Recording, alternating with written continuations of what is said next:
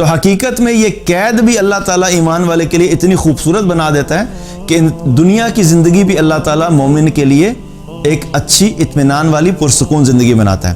اور کافر کے لیے جنت کا کیا مطلب کہ دنیا کی زندگی کافر کے لیے جنت ہے۔ جنت کا کانسیپٹ کیا ہے؟ جنت میں اللہ تعالیٰ نے کوئی چیز بھی کوئی رولز نہیں رکھے۔ جنت کے اندر ہر شخص جو جس وقت جو چیز چاہے گا اس کی خواہش پوری ہو جائے گی، کوئی ifs اینڈ بٹس نہیں ہے۔ اللہ تعالیٰ نے کوئی رکاوٹ نہیں رکھی کہ نہیں اچھا یہ ساری خواہشات تو پوری ہوں گی لیکن یہ ایک دن ہوگی دوسرے دن نہیں ہوگی۔ جنت کے اندر آپ جو جس وقت سوچیں گے، جس چیز کی خواہش کریں گے، اللہ سبحانہ تعالیٰ وہ سب پوری کرے گا۔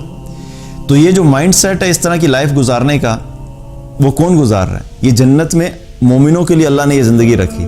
لیکن کافر جو اللہ کو مانتا ہی نہیں، جو اللہ کو ہی نہیں مانتا تو اللہ کی کیوں مانے گا؟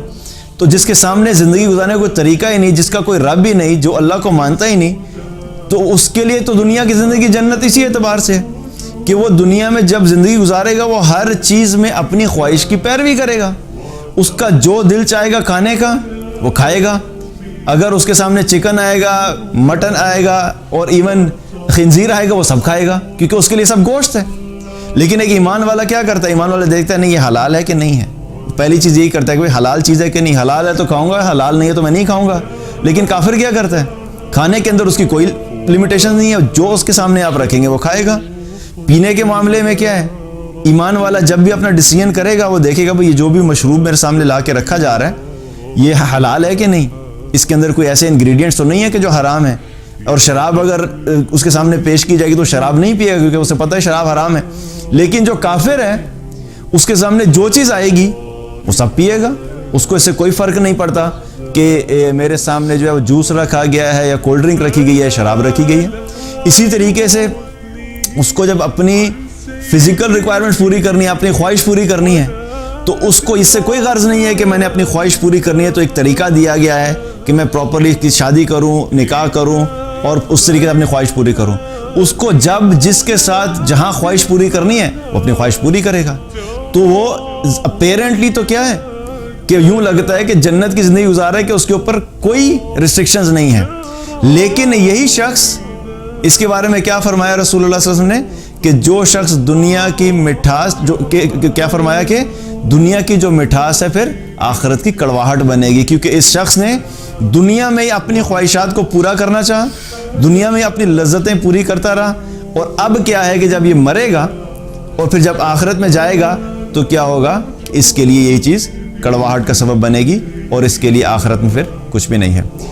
تو یہ ہے کہ ایک ایمان والا دنیا میں اپنے آپ